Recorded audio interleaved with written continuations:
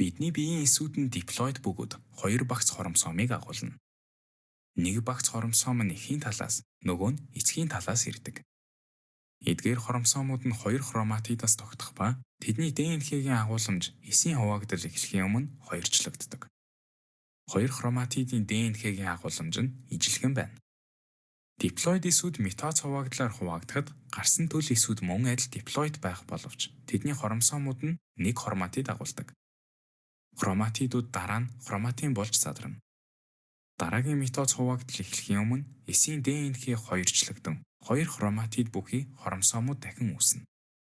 Митоз хуваагдлын үед хоромсоомын тоо цөөрөхгүй ба диплоид эсээс гаплоид гамет үүсдэг мейоз хуваагдлаас ялгаатай. Митоз хуваагдал дөрвөн үе шаттай.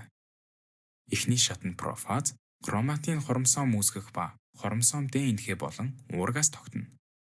Центросом хуваагдаж, шинэ центросом эсийн эсрэг хоёр туйл руу шилжинэ. Метафазын үед бөөмийн мембран уусаж, эрүүлэн уцлаг үүсгэнэ. Хоромсоомууд эсийн экваторын шугамын дагуу байрлана.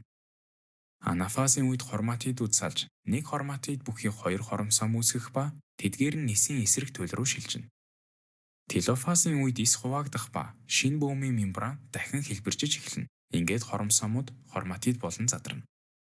Өөрөөр хэлбэл митоз хуваагдлын үед нэг диплоид эсээс хоёр диплоид эс үүсэж байна. Хүний биеийн тодорхой эсүүд тухайлбал мэдрэлийн эс хуваагддаггүй. Бусд нь магадгүй бидний бүхий л амьдралын хугацаанд хэд хэдэн удаа хуваагдаж чадна.